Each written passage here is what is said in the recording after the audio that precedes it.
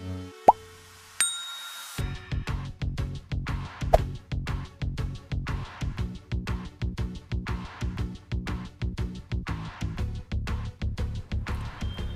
मित्रांनो, जीडीच्या आपण पहिल्या लेक्चरमध्ये संपूर्ण माहिती बघितली होती. एक्झाम कशी होते, पॅटर्न काय आहे, त्याचे टप्पे काय आहेत, एज काय आहे, कशा पद्धतीने सिलेक्शन होतं, फिजिकल काय असतं, त्याचे स्टँडर्ड काय आहेत. तर या लेक्चरमध्ये आपण बघणार आहोत याचा एक्झॅक्ट सिलेबस काय आहे.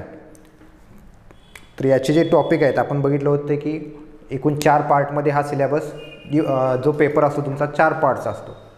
Part A, part B, part C, part D. आता ज्यांनी पहिला व्हिडिओ बघितला नसेल त्यांनी पहिल्यांदा पहिला व्हिडिओ पूर्ण बघा आणि त्यानंतर हा व्हिडिओ बघा, म्हणजे त्यांच्या लक्षात येईल. तर आता तुमचा जो पार्ट ए होता आपण बघितला तो रिझनिंगचा आणि तुमचा पार्ट सी होता तो गणिताचा, म्हणजे आपण अंकगणित आणि बुद्धिमत्ता जे आपण म्हणतो. तर त्याचा जो डिटेल सिलेबस आहे तो आपण पाहूयात. तर पहिल्यांदा आपण अंकगणिताचा पाहूया. गणित म्हणा, अंकगणित म्हणा, एलिमेंटरी मॅथमॅटिक्स असं त्याचं एक इंग्लिशमधलं नाव आहे. तर हा जो सिलेबस आहे, आता आपल्याला जो पेपर द्यायचा आहे तो हिंदी किंवा इंग्लिशमधनं द्यायचा आहे. त्यामुळे आपल्याला सिलेबस जो आहे जास्तीत जास्त जे शब्द आहेत ते आपले हिंदीचे शब्द किंवा इंग्लिशचे शब्द हे आपल्याला माहीतच पाहिजे. आपण तयारी करताना मराठीमधनं करतो, पण काही शब्द असे असतात म्हणजे तुम्ही हिंदीमधनं पेपर देणार असाल तर हिंदीमधले शब्द असतात ते तुम्हाला माहीत पाहिजे, किंवा इंग्लिशमधले नसतात तर इंग्लिशमध्ये कोणत्या शब्दाला काय म्हणतात ते माहीत आहे. आकडे सेम असतात शेवटी 1, 2, 3, 4 हे आकडे सर्वांना माहीत आहेत. बरेचसे मिनिंग माहीत असतात, पण पर्टिक्युलर ठराविक शब्द असतात त्याची मात्र माहिती आपल्याला चांगल्या पद्धतीने झाली पाहिजे. अंकगणित आपण बघतोय बघा. अंकगणितामध्ये जे टॉपिक आहेत त्यातला पहिला टॉपिक आहे तुमचा बॉडमॉस. तर बॉडमॉस म्हणजे काय तुम्हाला माहीतच असेल, ठीक आहे. Bracket of division, multiplication, addition आणि सबट्रॅक्शन रूल आहे बॉडमॉसचा. आता तुम्हाला नंबर सिस्टीम हा टॉपिक आहे, किंवा ज्यामध्ये तुमचे जे सिम्प्लिफिकेशनचे वगैरे टॉपिक असतात. सरळ रूप द्या, मराठीत सरळ सरळ काय म्हणतात, सरळ रूप द्या. इथं काय म्हणतात, सरलीकरण. शब्दात बदल काय होतो बघा, सरलीकरण, सरलीकरण कीजिए, किंवा इंग्लिशमध्ये असेल तर सिम्प्लिफिकेशन येईल. बाकी सगळं आकडेवारी सेमच असेल. तर त्यासाठी तुमचा हा बॉडमॉसचा रूल उपयोगाला येतो. तो काय आहे कसा आहे आपण डिटेलमध्ये पाहूच. त्यानंतर जो सेकंड टॉपिक आहे तुमचा संख्या, संख्याशास्त्र म्हणूया. नंबर सिस्टीम, जे नंबर आहेत तुमचे सगळे नॅचरल नंबर, नैसर्गिक नंबर असतील, होल नंबर असतील, तुमचे पूर्ण नंबर, प्राईम नंबर, ठीक आहे. मूळ संख्या आपण म्हणतो प्राईम, मूळ संख्या. पण जे हिंदीत देणार आहेत त्यांच्यासाठी काय म्हणतात, अभाज्य संख्या. आता हा शब्द तुम्हाला चांगला माहीत पाहिजे, अभाज्य संख्या, अभाज्य याला म्हणतो आपण प्राईम नंबर किंवा मूळ संख्या. असे काही शब्द आहेत आणि यातून बनणारे जे क्वेश्चन आहेत ते आपण डिटेलमध्ये पाहणार आहोत. लक्षात घ्या 25 मार्काला तुमचं अंकगणित आहे आणि बुद्धिमत्ता देखील 25 मार्काला आहे. तर टोटल 50 प्रश्नास 50 मार्क आहेत, निगेटिव्ह नाही आहे. कमीत कमी तुम्हाला जर चांगली पोस्ट मिळवायची असेल तर 45+ मार्क घेणे गरजेचं आहे आणि मिळतात. कसे मिळवायचे, काय मिळवायचे ते आपण डिटेलमध्ये पाहूच. पण 50 पैकी कमीत कमी तुमचे ज्यावेळेस 45+ मार्क पडतील. आपण पहिल्या व्हिडिओमध्ये बघितलं CISF बेस्ट पोस्ट जी महाराष्ट्राच्या कोट्यातील किंवा इतर कुठल्याही राज्यात कोट्यातील जी बेस्ट पोस्ट असते ती 75ला मिळालेली आहे. आपलं टार्गेट 5 वाढवून धरूया, 80 करूया. ज्यांना SSF पोस्ट पाहिजे, बसून म्हणजे ऑफिस लेवलचं वर्क पाहिजे, SSF पोस्ट, ही पोस्ट किती 80 ते 82 मार्काला मिळते. कॅटेगरीनुसार ओपनसाठी 82, कॅटेगरीनुसार 1-2 मार्क कमी मिळतात, त्यालासुद्धा 80 ते 82 मार्काला ही पोस्ट मिळते.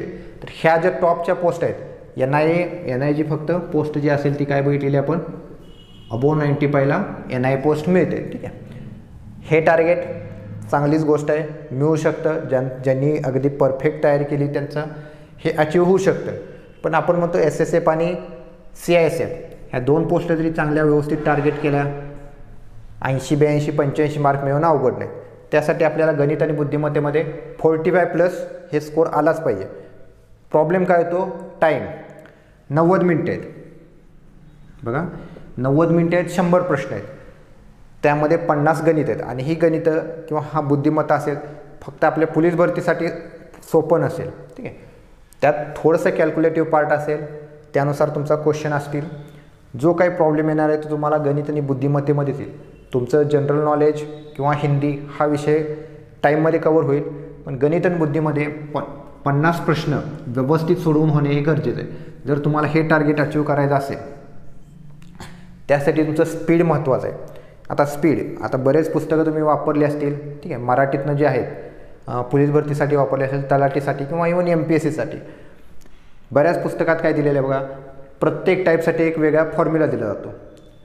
मग हा टाईप शॉर्टकटच्या नावानं फॉर्म्युला असतो, म्हणजे हा एखादा क्वेश्चन दिला असेल त्यानुसार हा शॉर्टकट इथं लागू होतो. मग हा फॉर्म्युला पाठ करा किंवा हा करा. पण यात काय होतं, फॉर्म्युलेच नुसते पाठ होतात. मग कुठला फॉर्म्युला कुठं लावायचा किंवा एखादा फॉर्म्युलामधला कुठला आकडा चुकला किंवा काय झालं तर आपलं पूर्ण उत्तर चुकतं. म्हणजे वेळ तर वाया जातो आणि उत्तर तर चुकतं. त्यासाठी आपण जी कन्सेप्ट वापरणार आहे ती कन्सेप्ट आहे म्हणजे बेसिक तुमचं क्लिअर करून घ्यायचं. कुठलाही टॉपिक असू दे, तुमचं जे आहे बेसिक तुमचं परफेक्टच पाहिजे. बेसिक कन्सेप्ट जर तुमची परफेक्ट असेल तर कोणताही क्वेश्चन तुम्ही डील करू शकता. आणि या बेसिक कन्सेप्टवरनं मग आपल्याला जो शॉर्ट ट्रिक वापरायचे आहे. ट्रिक म्हणजे काय, काहीतरी वेगळं काय नाही, ही कन्सेप्टच आपल्याला वापरायची आहे. कशी ते आपण बघणारच आहोत. पण या ठिकाणी एक लक्षात घ्या, फॉर्म्युला जे आहेत ते कमीत कमी फॉर्म्युला आपल्याला वापरायचे आहे. म्हणजे अगदी आता तुमचा वेगाचा फॉर्म्युला आहे, युनिव्हर्सल फॉर्म्युला आहे, इथं काय कोणी येऊन तुम्हाला चेंज करणार नाही. काय बाबा, अंतर भागिले वेळ, ठीक आहे. तर हिंदीमध्ये म्हटला स्पीड, वेग, चाल म्हणतो आपण, ठीक आहे, अंतर, डिस्टन्स, ठीक आहे. शब्द बघा थोडेफार प्रमाणात, दूरी काय म्हणतो आपण अंतरलाच दूरी. वेळेला काय म्हणतो, समय म्हणतो, वेळेला काय म्हणतो, समय. काही ठिकाणी अंतर हाच देखील शब्द वापरला असेल, काही ठिकाणी दूरी हा शब्द वापरला असेल, ठीक आहे. समय फक्त काही टर्मिनॉलॉजी थोड्या वेगवेगळ्या आहेत, त्या फक्त एकदा तुमच्या ज्या लक्षात येतील त्यानंतर तुम्हाला गणित ॲज गुड ॲज मराठीच वाटेल, ठीक. आता हा फॉर्म्युला आपण, हे फॉर्म्युला युनिव्हर्सल आहेत, सगळ्यांना माहीत असतात, तिथे काय आपल्याला फारसं काही करायचं नाही. हे असे बेसिकच फॉर्म्युला वापरणार. आपल्याला जी कन्सेप्ट डेव्हलप करणार आहे आपण, त्यानुसार आपण ती गणितं सोडवणार आहे. अगदी मिनिमम फॉर्म्युले. आणि सगळ्यात महत्त्वाचं म्हणजे कॅल्क्युलेशन. आपण जी तयारी करणार आहे त्यामध्ये खूप कमी कॅल्क्युलेशन तुम्हाला करावे लागतील. कसे ते आपण ज्यावेळेस प्रॉब्लेम घेईल त्यावेळेस तुमच्या लक्षात येईल. पण हा पार्ट सगळ्यात महत्त्वाचा आहे. कारण काय होतं गणितात, काय होतं बा मला येतं पण फास्ट करण्याच्या नादात माझं कॅल्क्युलेशन चुकतं. पाढेपाठ करणे किंवा ह्या गोष्टी असतात, एखादा आकडा चुकला की माझं उत्तर चुकणार आहे. मग ह्या ठिकाणी काय होतं, कमीत कमी कॅल्क्युलेशन आपल्याला करायचं आहे.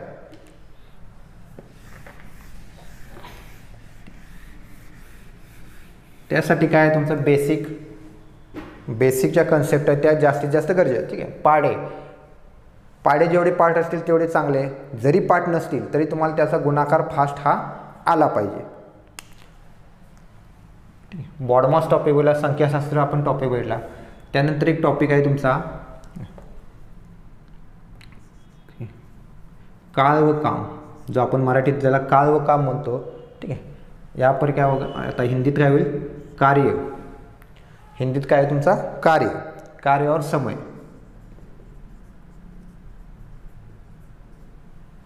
टाईम अँड वर्क, इंग्लिशमधल्यांना टाईम अँड वर्क. आता हा टॉपिक आहे.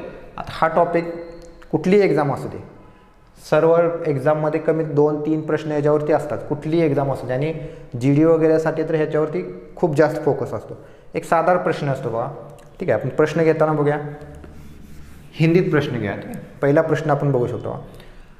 एक समजा तुम्हाला असा प्रश्न विचारला असेल, एक काम को 45 दिन में पूरा करता है, ठीक है. 45 डेज में किंवा 45 दिवसात पूर्ण करतो. एक काम को 45 दिन में पूरा करता है.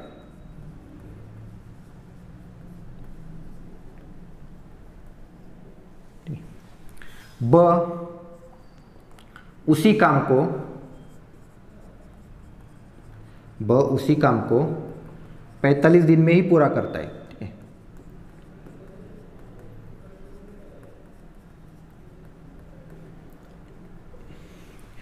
एक काम को 45 दिन में पूरा करता है, उसी काम को 45 दिन में पूरा करता है. अगर दोनों मिलके वो काम करे, अ और ब दोनों मिलके काम करें तो वो काम कितने दिन में पूरा होगा? दोनों मिलके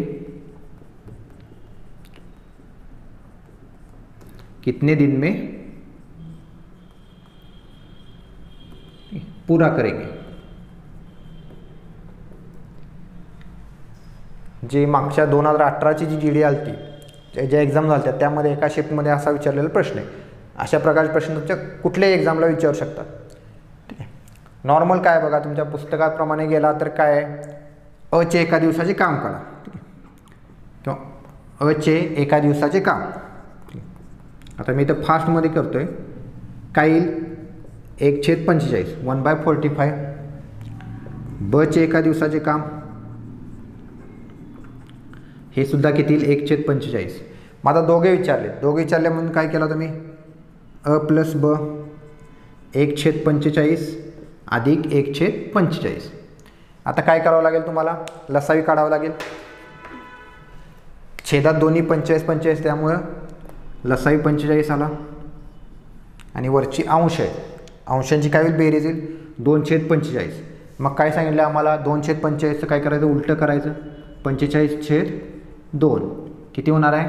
22.5 22.5 असं म्हणूया आपण. ठीक आहे. दिवस. आता पर्यायामध्ये 22.5 असेल किंवा 22.1/2 असेल. 22.5 दिवस आलं. हे बऱ्याच ठिकाणी हे वापरलं जातं, पुस्तकात वगैरे दिलं जातं. आपण करताना काय करणार आहे बघा, आपली पद्धत काय व्हा? अ किती? 45 डेज. ब 45. ह्या दोन्हीचा लसावी, दोन्ही 45 त्यामुळे लसावी किती येणार आहे? 45च. आता हा 45 काय आपलं काम आहे. 45 काय झालं? काम. कामाचं एक युनिट म्हणूया आपण. मग आता अला 45 युनिट काम करायला 45 दिवस लागले. समजा एखाद्या व्यक्तीला एक काम कराय, समजा तुम्हाला पेपर लिहायचे आहेत. समजा एखाद्याने 45 पेपर 45 दिवसात लिहिले, म्हणजे एका दिवसात तो किती लिहिणार आहे? 1. याला म्हणतात कामाची इफिशियन्सी. एका दिवसात काम किती झालं? 1 युनिट. ह्याचं सुद्धा सेमच येणार आहे. मग ज्यावेळेस हे दोघे मिळून असणार आहेत, अ आणि ब, त्यावेळेस एका दिवसात किती होणार आहे? ह्याचा 1 आणि ह्याचा 1 किती होईल? 2 युनिट. काम किती करायचं आहे? 45. एका दिवसातलं 2 म्हणून काय होणार आहे? 45/2 जे उत्तर आहे तुमचं 22.5 दिवस. ठीक आहे. तुम्ही ह्या पद्धतीने केला, जरी किती तुम्ही फास्ट केला तरी तुमचं 40-45 सेकंद लागतील. ह्या पद्धतीने केला 30 ते 35 सेकंद तुमचं जातील.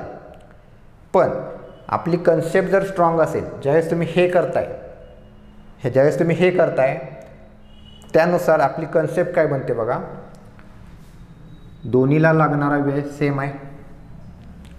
हा सुद्धा 45 दिवसात करतो, हा सुद्धा 45 दिवसात करतो.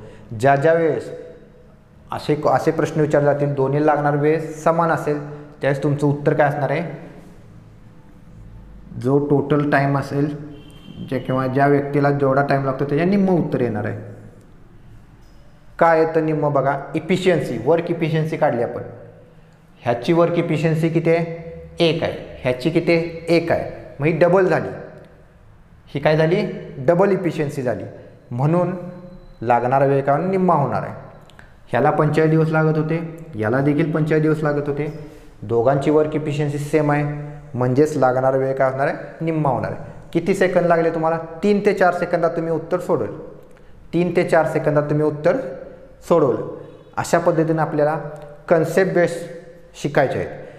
आता सगळे प्रश्न काय असे येतील असं नाही, पण जे गणित आणि बुद्धिमत्तेचे 50 प्रश्न असतात, किमान 7 ते 8 प्रश्न असे आले की जे तुम्ही पूर्ण आपले कन्सेप्चुअल बेसमध्ये 4 ते 5 सेकंदात सोडवू शकता. बघा, 7 ते 8 प्रश्न असे असतील की कन्सेप्चुअल बेसनं असं 4 ते 5 सेकंदात सोडवू शकता. नाही म्हणजे तुमचे 3 ते 4 मिनटे एक्स्ट्रा वाचतील. इतर कुठल्याही मुलांपेक्षा तुम्हाला 3 ते 4 मिनटे एक्स्ट्रा मिळतील. तो सोडवेल, ह्या पद्धतीने सोडवेल किंवा असा जाईल. फार तर टॉपिक भरपूर आहेत, त्यानुसार प्रत्येक टॉपिकमध्ये असे काही सिस्टीम आहेत, असे काही तुम्हाला टेक्निक आहेत किंवा कन्सेप्ट आहेत. टेक्निक पण म्हणत नाही मी, कन्सेप्ट म्हणतो. ही कन्सेप्ट तुमची कधी डेव्हलप होते? ज्यावेळेस तुम्हाला ही व्यवस्थित तुमचं प्रॅक्टिस होईल, त्यानुसार तुमची ही कन्सेप्ट डेव्हलप होईल आणि त्यानुसार तुम्ही सोडवाल. हे 3 ते 4 मिनटं जे आपण पहिल्या लेक्चर म्हटलं गोळे मारणं, नेगेटिव्ह सिस्टीम नाही आहे म्हणून गोळे मारायचे का नाही, हे तेव्हा तुम्हाला 3 ते 4 मिनटे एक्स्ट्रा मिळतात. त्यावेळेस जो तुम्हाला प्रॉब्लेम, आता गणिताचे सगळेच प्रश्न सोपे असतात असं नाही, 2-4 प्रश्न अवघड देखील असतात, तिथं तुम्ही यूज करू शकता. किंवा जी केचे प्रश्न आहेत, सामान्य ज्ञान ज्याला म्हणतो आपण. आता जी केमध्ये काही प्रश्न असे असतात की जे तुम्हाला लवकर क्लिक होत नाहीत, मग त्यावरती तुम्हाला थोडंसं आठवावं लागतं, तिथं यूज करू शकता. इलिमिनेशन पद्धत असते, 4 ऑप्शनमधले एखाद दुसरा ऑप्शन तुम्हाला इलिमिनेट करता आला, तिथं तुम्ही रिस्क घेऊ शकता. हा जो वेळ वाचवायचा आहे, हा वेळ हा तुम्हाला मेरिटमध्ये चांगल्या पोस्टसाठी हा मिळू शकतो. हा एक्स्ट्रा वेळ आपल्याला काढायचा आहे, वाचवायचा आहे. त्यासाठी आपली कन्सेप्ट चांगली असणं गरजेचं आहे.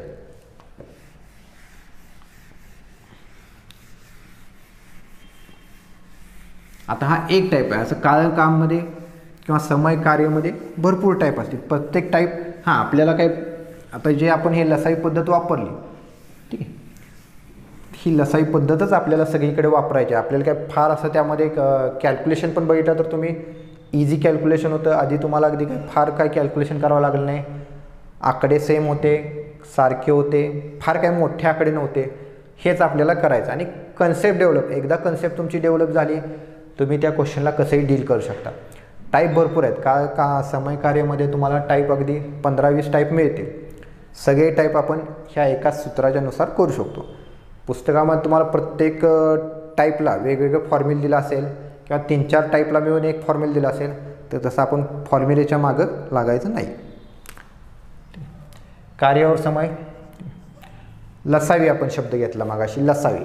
आता हिंदीमध्ये लसावी, इंग्लिशमध्ये आपण LCM म्हणतो आणि HCF, LCM आणि HCF.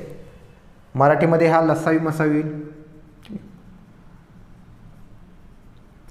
पण हिंदीमध्ये काय होईल बघा, हा शब्द थोडासा अवघड आहे. हिंदीमध्ये याला काय म्हणतात बघा, लघुत्तम,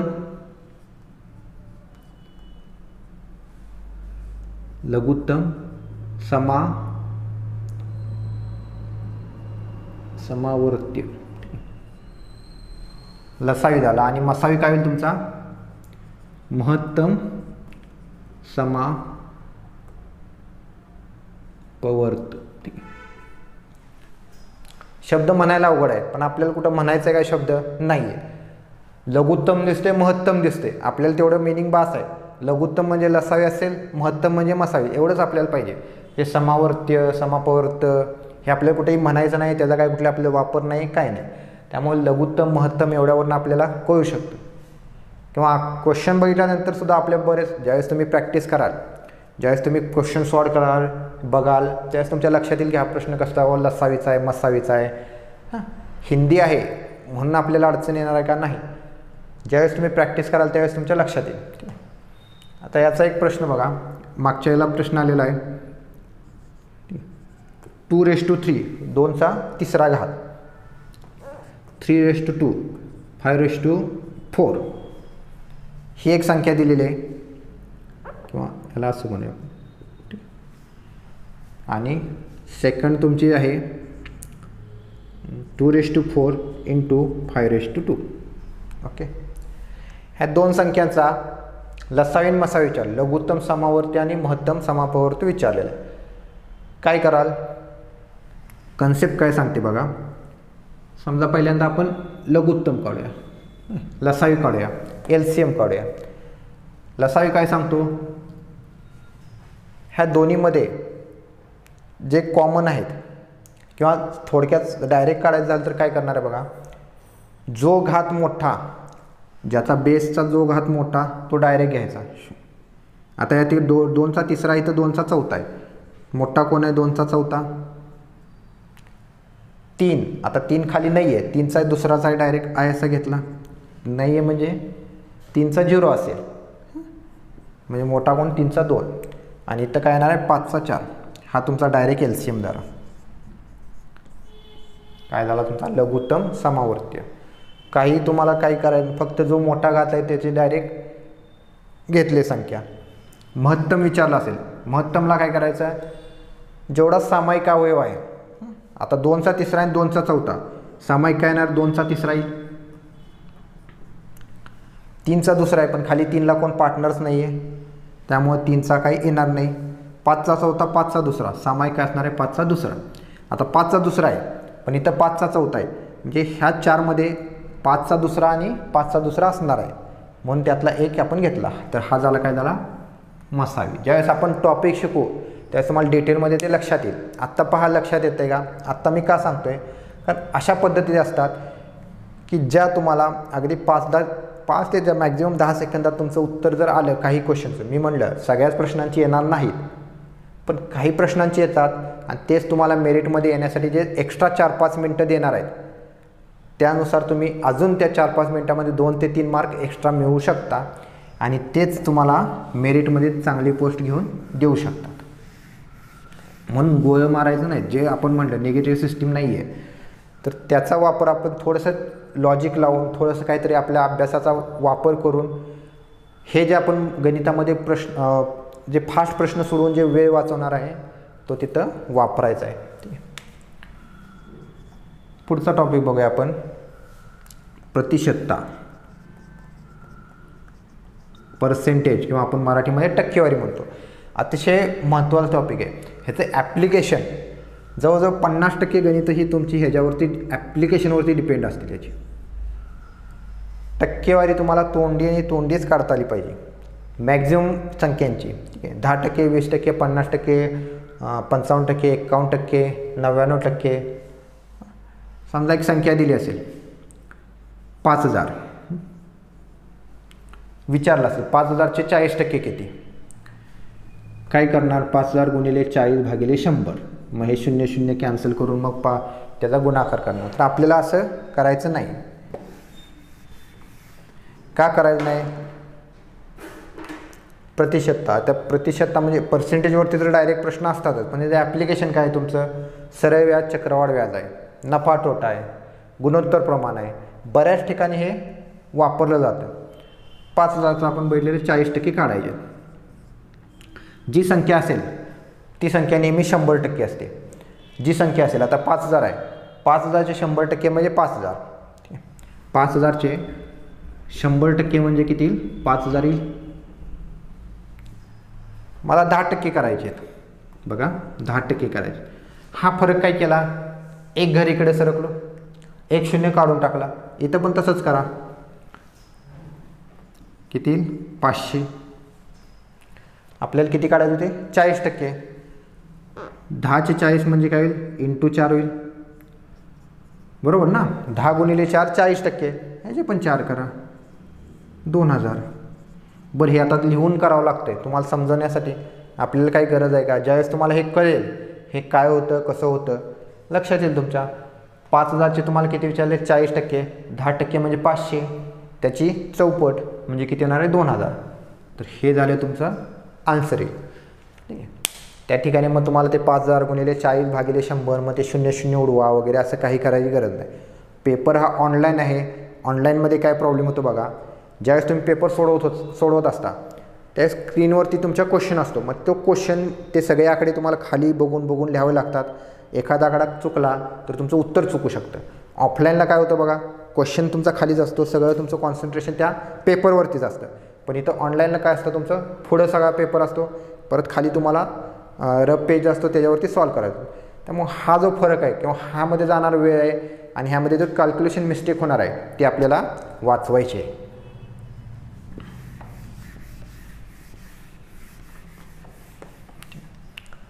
प्रतिशतता झाली. पुढे येईल आपल्याला बऱ्याच ठिकाणी आपल्याला हे वापरायचं आहे.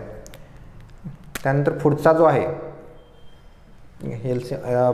त्यानंतर आहे तुमचा अनुपात समानुपात. शब्द काहीतरी वेगळा वाटतोय, फारसा कधी ऐकला नाही. मराठीमध्ये याला म्हणतात गुणोत्तर प्रमाण, रेशिओ अँड प्रपोर्शन. हा देखील अतिशय महत्त्वाचा घटक आहे. ह्याचं ॲप्लिकेशन देखील आपण बऱ्याच ठिकाणी वापरणार आहे. हा टॉपिक तर झालाच, पण ह्याच्यावरती आपण बऱ्याच ठिकाणी हा गुणोत्तर प्रमाण वापरणार आहे, अनुपात समानुपात किंवा रेशो प्रपोर्शन वापरणार आहे.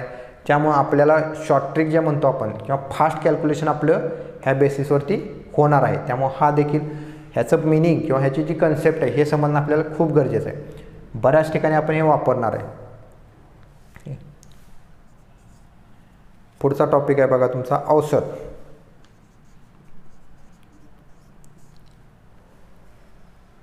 अतिशय महत्त्वाचा आणि बऱ्यापैकी सगळ्यांना माहीत असणारा टॉपिक असेल हा. ठीक आहे. औसत त्याला काय म्हणतो आपण, ॲव्हरेज, सरासरी, मराठीमध्ये काय म्हणतो सरासरी. डायरेक्ट प्रश्न येतात. आता सरासरी म्हणल्या की औसत किंवा ॲव्हरेज बऱ्यापैकी सगळ्यांना माहीत असेल. ठीक आहे. एक फेमस प्रश्न आहे बघा त्याचा, एक क्लास में, ठीक, आता मी शॉर्टमध्ये लिहितोय, 13 बच्चों की, एक क्लास में 13 बच्चों की औसत आयु, आयु म्हणजे काय त्याचं वय असेल. एक क्लास में 13 बच्चों की औसत आयु 17 साल है. ठीक है. एक क्लास में 13 बच्चों की औसत आयु 17 साल है. यदि उसमें वर्ग शिक्षक की आयु मिलाई जाए, यदि उसमें वर्ग शिक्षक की आयु मिलाई जाए तो औसत आयु 1 से बढ़ती है. तो औसत आयु क्या होती है, 1 से बढ़ती है. तो इस वर्ग शिक्षक की आयु क्या होगी. मागच्या वर्षीचा प्रश्न, मागच्या GDला विचारलेला हा प्रश्न आहे.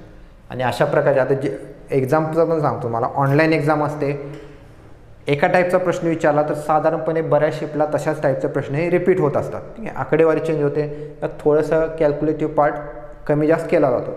पण प्रश्नांचा जो संदर्भ म्हणजे औसतवरती विचारला असेल तर त्याच टाईप टॉपिकवरती तशाच प्रकारचा प्रश्न हा मॅक्झिमम विचारला जातो.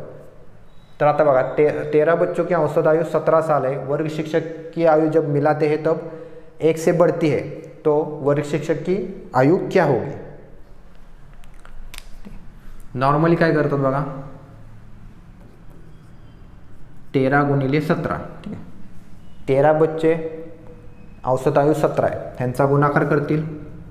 13 गुणिले 17 किती ना बघा, 170 आणि ते 17 ते 51 म्हणजे 170 प्लस 51 221 येईल. आता ज्यावेळेस वर्ग शिक्षक वाढवला म्हणजे 13चं किती होईल, 14 होईल. आणि औसत आयु 1 से बढ़ली म्हणजे किती झाली, 17ची किती झाली, 18 झाली. ठीक आहे. 14 गुणिले 18 होईल. बघा करा कॅल्क्युलेशन परत. 180 आणि 18 चौक 72 म्हणजे किती येईल, 180 अधिक 72 252. आणि याचा डिफरन्स काढला जाईल, यांच्या दोघांची वजाबाकी केली. 52 आणि हे किती होणार आहे, 31. म्हणजेच त्या वर्ग शिक्षकाचं वय किती येणार आहे, 31 येईल. ठीक आहे. ही झाली आपली नॉर्मल पद्धत.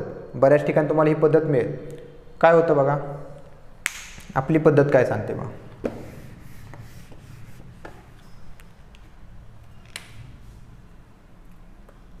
अगोदर किती होते 13, त्यांचे ॲव्हरेज आहे 17. नंतर वर्ग शिक्षक वाढल्यामुळे किती झाले 14, त्यांचं वय किती झालेलं आहे, औसत आयु 18. कितीने वाढली, 1ने वाढली. इथं पण कितीने वाढला, 1नं. क्वांटिटी, संख्या 1नं वाढली, 13चे 14 झाले. ठीक आहे. मुलं असतील, वर्ग शिक्षक असतील, काही असतील. 17 होती, औसत ॲव्हरेज 18 झाली. 1नं वाढली, 1नं वाढली. काय करायचं बघा, सिंपल. ह्या 1नं इथं गुणला, ह्या 1नं इथं गुण, जो तिरकस गुणाकार म्हणतो आपण. ह्या 1नं मी इथं गुणलं, ह्या 1नं इथं. ठीक आहे. ह्याचा हा 1 आहे, ह्यानं वरच्याला गुणलं तर ह्या 1नं खालच्याला गुणा. किती येणार, 1 गुणिले 17 प्लस 1 गुणिले 14. 17 अधिक 14 किती, 31. बघा आपलं इथं पण वय तेच आलेलं आहे, इथं पण वय तेच आलेलं आहे. कॅल्क्युलेशन बघा, तुमच्या समोर फरक दिसतोय. 13 गुणिले 17 मी कॅल्क्युलेशन केलं, किती एक्सपर्ट कॅल्क्युलेशनमधले असला वेळ लागणार आहे, चुकू शकतो. हाय कॅल्क्युलेशन करायचं आहे, परत ही वजाबाकी करा. इथं काय तुम्हाला करायचं आहे का बघा, 13 17 आकडे बघा, खूप सोपे आकडे आहेत. 13 डायरेक्ट जरी तुम्ही आता 1 1 दोन्ही समान असल्यामुळे काय होणार आहे, 17 अधिक 14 केलं किंवा 13 अधिक 18 केला तरी तुमचं काय होईल, आन्सर हे येऊन जाईल. आता ह्याच्याही पलीकडे आपली ही प्रोसेस झाली, मग आपली कन्सेप्ट काय डेव्हलप होते बघा. 13 मुलं आहेत, त्यांची औसत आयु 17 आहे. जेव्हा एक वर्ग शिक्षक आला किंवा और बच्चे आते किंवा काही झालं तरी 1 वाढली म्हणजे किती झाली, 18 झाली. प्रत्येकाची 18 झाली. जे 14 असतील त्या प्रत्येकाची किती झाली, 18 झाली. मग कुणाची वाढली, ह्या 13 मुलांची वाढली. कुणाची वाढली, ह्या 13 मुलांची वाढली. कितीनं वाढली, प्रत्येकाची 1-1 वाढली. प्रत्येकाची 1-1 वाढली. आता 1-1 कुठनं आले, हा जो वर्ग शिक्षक आहे त्याच्या वयातून प्रत्येक मुलाला 1-1-1-1 वय दिलं गेलं, म्हणजेच टोटल किती दिलं गेलं, 13. म्हणून काय होणार आहे, 18 + 13 = 31. ठीक आहे. आता हे सगळं मिक्सिंग होते, त्यामुळे थोडंसं बघा. 18 + 13 = 31. हे डायरेक्ट ज्यावेळेस तुमची कन्सेप्ट डेव्हलप होईल, ज्यावेळेस तुम्ही प्रॅक्टिस कराल त्यावेळेस तुमच्या हे डायरेक्ट लक्षात येईल. किती, 13 बच्चों की औसत आयु 17 साल आहे, समजा तिथं 19 साल असते. हां, वर्ग शिक्षक 1 से बढ़ती है, किती होणार आहे, 20 होणार आहे. 1 न वाढली, मग 20 आणि 13 किती येणार आहे उत्तर तुमचं, 33. अशा पद्धतीने तुम्ही शॉर्टमध्ये हे करू शकता. किती सेकंद लागतील तुम्हाला, 3 सेकंद, 4 सेकंद, 5 सेकंद, आणि तुमचा वेळ वाचू शकेल. ठीक आहे. अजून भरपूर आता औषध म्हणलं तर तुमच्याकडे भरपूर टाईप आहेत. ठीक आहे. आपण ज्यावेळेस टॉपिक घेऊ त्यावेळेस तुमच्या ते लक्षात येईल. ठीक आहे. त्यानंतर टॉपिक आहे तुमचा वर्गमूळ. डायरेक्ट विचारतील संख्या, उसका वर्ग बताइए. संख्या देतील, वर्गमूल बताइए. त्यानंतर टॉपिक असेल तुमचा घनमूल. हे सुद्धा डायरेक्ट विचारतील. एखादी संख्या देतील, त्याचा घन काढा किंवा घनमूळ काढा. ह्याचे देखील काही रूल आहेत. एलिमिनेशन पद्धतीचं वापरू शकता. ज्यावेळेस तुम्हाला मोठी संख्या दिली जाते आणि त्याचं वर्गमूळ काढायला सांगितलं जातं किंवा घनमूळ काढायला सांगितलं जातं किंवा वर्ग काढायला सांगितला जातो किंवा घन काढायला सांगितलं जातो, त्यावेळेस कशा पद्धतीने करायचं, कसं एलिमिनेशन करायचं ते आपण पाहणार आहोत त्या टॉपिकच्या वेळेस. ठीक आहे. त्यानंतर बघा टॉपिक आहे तुमचा अंतर, चाल और समय. अंतरला दूरी हा शब्द देखील वापरतात. ठीक आहे. काही ठिकाणी अंतर वापरतील, काही ठिकाणी दूरी वापरतील. 4 समय, काळ, काम, वेग. आपण काळ, काम, अंतर येते तिथं. काही लिहितं अंतर, वेग आणि वेळ. वेगवेगळ्या अंतर आपण म्हणतो त्याला.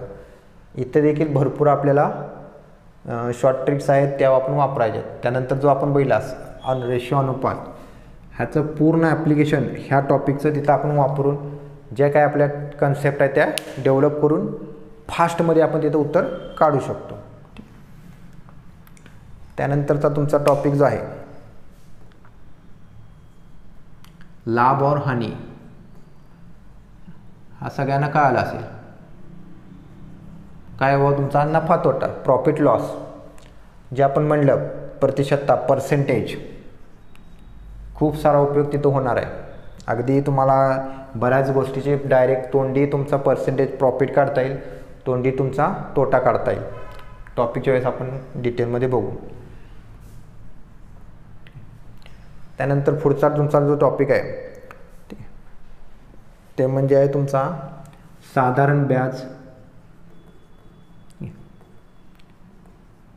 आणि चक्रवृद्धी व्याज. नावावरून कळतंय काय आहे, सरळ व्याज, चक्रवाढ व्याज. ह्याचे देखील बरेचसे प्रॉब्लेम जे आहेत ते आपण हे जे पर्सेंटेजवरती सोडवू शकतो. समजा एखादा प्रश्न घेतला आपण, ठीक आहे. आता यामध्ये मूलधन आपण जे म्हणतो प्रिन्सिपल मुद्दल, प्रश्न समजा असा विचारला असेल, काय बघा, समजा 3200, 3200 आकडा बघा, मी 3200 म्हणेल, ठीक आहे, 3200 म्हणेल, 3200 म्हणेल किंवा 3200 म्हणेल, आकडा काही चेंज होणार नाही. 3200 रुपया मूलधन पर 20% वार्षिक दर से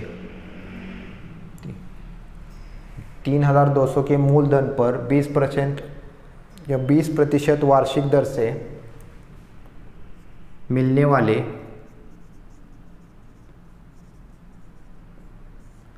साधारण ब्याज और चक्रवृद्धि ब्याज में क्या अंतर होगा? क्या अंतर होगा? हा सुद्धा प्रश्न मागच्या जीडी एक्झाममध्ये विचारलेला आहे. प्रश्न काय बघा, साधा सिंपलच आहे. 3200 रुपये तुमचं मूलधन आहे, प्रिन्सिपल आहे, मुद्दल आहे, 20% वार्षिक दर आहे, साधारण व्याज आणि चक्रवाढ व्याज किंवा सरळ व्याज आणि चक्रवाढ व्याज यामधला फरक विचारलेला आहे. काही जण काय करतील, पहिल्यांदा साधारण व्याज काढतील.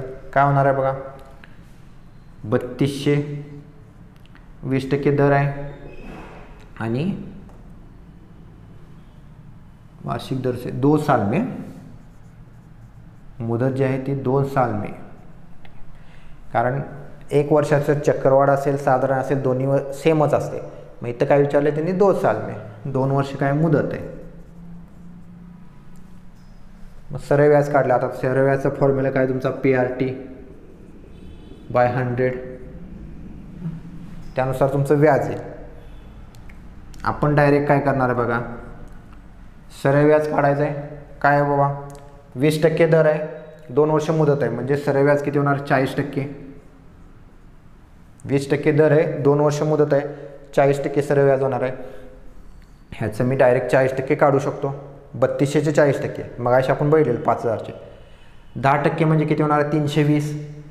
320चे 40%, 320चे चौपट होणार आहे. 10% म्हणजे 320, 40 म्हणजे काय त्याची चौपट होणार 320, 32, 32ची दुप्पट 64, 64ची दुप्पट 128, 1280 काय होईल 40%. चक्रवाढ व्याज, चक्रवाढ व्याज काय होणार आहे बाबा, principal into 1+R/100 bracket raise to T, हा फॉर्म्युला आहे. आता हा फॉर्म्युला लिहायचा, फॉर्म्युल्यामध्ये ते आकडे टाकायचे आणि मग हे सॉल्व करायचे, मग तुमचं चक्रवृद्धी व्याज येणार. ठीक आहे, तर आपल्याला असं करायचं नाही. चक्रवाढ व्याज काढायचं कसं बघा, किती आहे 3200. पहिल्या वर्षी व्याज किती असणार आहे 20%, ह्या 3200चे 20% काढायचे. 320 10%, 20% किती येणार आहे 640. ॲडिशन केली 3840. परत पुढच्या वर्षी ह्याचे 20% होणार आहे. चक्रवाढ व्याजमध्ये काय होतं, व्याजावरती व्याज मिळतं, ह्याच्यावरती व्याज मिळणार आहे.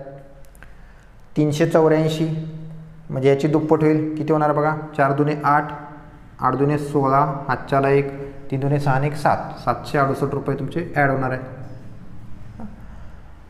ह्याची बेरीज करून 3200 वजा करू शकता किंवा ह्या दोन्हीची ॲडिशन करू शकता. आता हा तुमचा चॉईस आहे.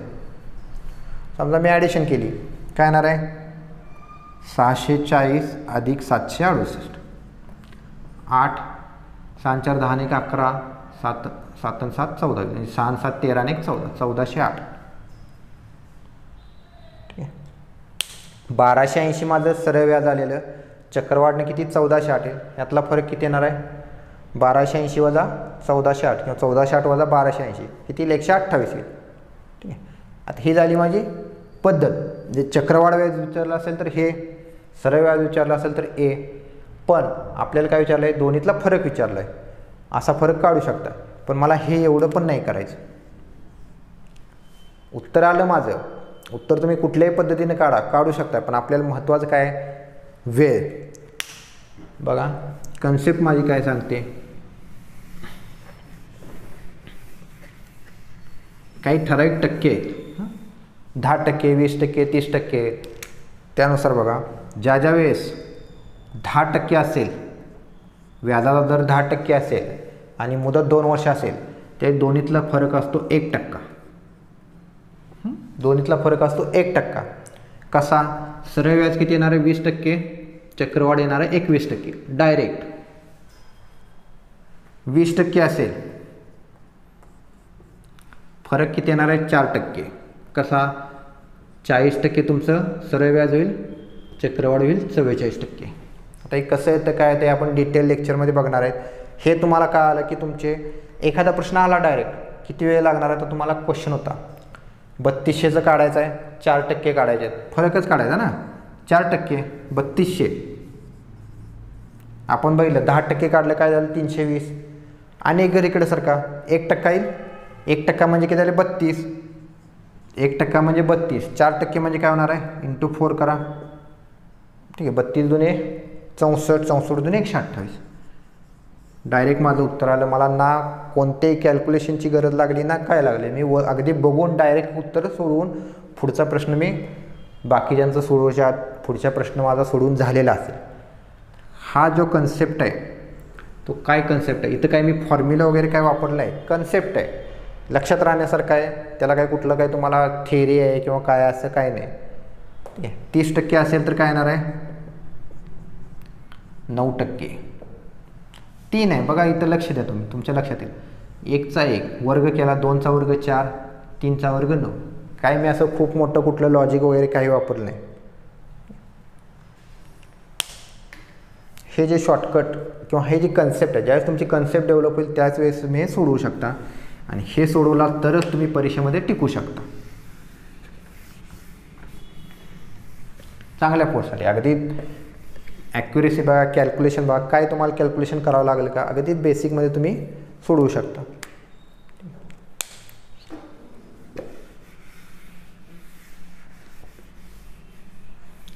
पुढे गेला तुम्ही, नळ और टंकी. ठीक आहे, पाण्याच्या टाकीवरचे प्रश्न असतात. तुम्ही ह्या ज्या परीक्षा तुमच्या पोलीस भरती असेल, सरळ सेवा असेल किंवा इव्हन MPSCमध्ये सुद्धा प्रश्न विचारले जातात. ह्याचासुद्धा आणि कार्यसमय या दोन्हीचा जवळजवळ एकसारखेच थेअरी आहे. जे तर आपण इथं वापरलं होतं लसावी, तीच आपण इथं वापरायचे. अगदी काही सेकंदामध्ये तुम्ही उत्तर काढू शकता. मिश्रण साझेदारी,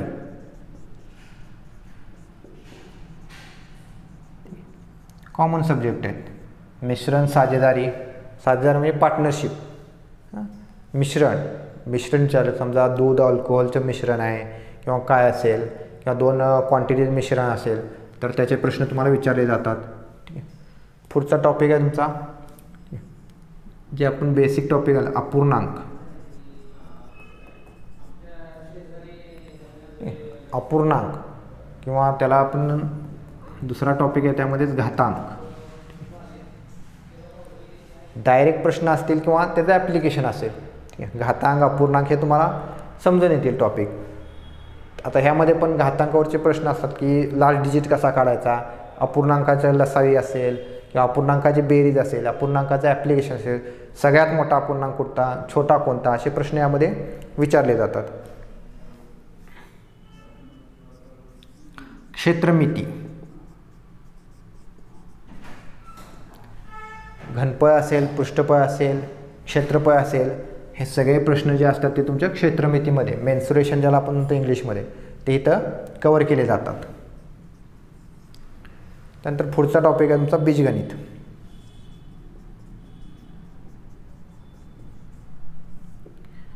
आता ज्या स्टाफच्या ज्या एक्झाम होतात त्यामध्ये ह्या टॉपिकला बरेचसे वेटेज, अल्जेब्रा म्हणतो आपण इंग्लिशमध्ये, बीजगणित. शक्यतो आपल्याकडच्या ज्या एक्झाम होतात स्टेट लेवलच्या त्यामध्ये हा टॉपिक फारसा विचारला जात नाही, पण ज्या स्टाफच्या एक्झाम होतात किंवा सेंट्रलच्या ज्या कुठलीही एक्झाम असू दे त्यामध्ये याला एक विशेष महत्त्व आहे. त्यामुळे ह्या टॉपिकचा जो अभ्यास आहे तो चांगलाच आपला पाहिजे. त्यानंतर सांख्यिकी, हा देखील टॉपिक असा आहे की आपल्याकडच्या परीक्षेमध्ये फारसा विचारला जात नाही. बहुलक, मोड, मीन अशा प्रकारचे जे क्वेश्चन असतात ते ह्या सांख्यिकीमध्ये विचारले जातात. अगदी सिंपल असतात क्वेश्चन, पण आपल्याला बेसिक कन्सेप्ट म्हणजे कन्सेप्टच माहीत नसल्यामुळे हे प्रश्न आपले स्किप होतात. त्रिकोणमिती, यालाच काय म्हणतो ट्रिग्नॉमेट्री. हा देखील टॉपिक असा आहे आपल्यासाठी पूर्णतः नवीन आहे. बघा, बीजगणित, सांख्यिकी आणि त्रिकोणमिती हे पूर्ण टॉपिक पूर्णपणे नवीन आहेत आणि याचं वेटेज जास्त असतं. तुम्हाला अगदी 25मधले 5 ते 6 प्रश्न ह्या टॉपिकवरती असतात. ठीक आहे. त्यानंतर जो तुमचा टॉपिक आहे DI म्हणून एक टॉपिक आहे, डेटा इंटरप्रिटेशन. यामध्ये काय असेल, तुम्हाला ग्राफ दिले असतील, तुमचा पाय चार्ट असेल किंवा टॅब्युलर फॉर्म असेल. पाय चार्टमध्ये तुमचा काहीतरी एक डेटा दिलेला असतो, त्याचं पर्सेंटेज वगैरे दिला असेल किंवा तुमचे ग्राफ असतात, त्याच्यावरती एक दोन प्रश्न विचारले जातात. मग ते प्रश्न कशाचे रिलेटेड असतात, ते प्रश्न येऊन तुमचे पर्सेंटेजवरती असेल, औसतवरती असेल किंवा अनुपात समानुपातवरती असतील. तेच प्रश्न इथं तुमचे विचारले जातात. फक्त तुम्हाला इथं काय होते, एक इन्फॉर्मेशन दिली असते, ग्राफिकल इन्फॉर्मेशन असते तुमची. त्यामध्ये पाय चार्ट असेल, तुमचा टॅब्युलर फॉर्ममध्ये असेल किंवा एखादं स्ट्रक्चर दिलं असेल टॅब्युलर फॉर्ममध्ये, त्याच्यावरती हे तुम्हाला प्रश्न विचारले जातात. तर अशा पद्धतीने जो आहे टॉपिक तुमचा अंकगणितचा हा सिलेबस आहे साधारणपणे. ह्या टॉपिकवरती मग वेगवेगळे जे टाईप होतात, प्रत्येक टॉपिकमध्ये तुम्हाला वेगवेगळे टाईप मिळतील आणि त्यानुसार मग ते प्रश्न तुम्हाला विचारले जातात. प्रत्येक टॉपिकचे नाही म्हटलं तरी 5, 6, 7 किंवा 8-10 टाईप होतील. त्या टॉपिकनुसार आपण ते पूर्णपणे कवर करणार आहोत. जेवढं शक्य तिथं आपल्याला कॅल्क्युलेशन कमी करायचे आहे, पण कन्सेप्ट त्यासाठी आपल्याला स्ट्रॉंग पाहिजे. त्यानुसार आपण हा पूर्ण सिलेबस पाहणार आहोत.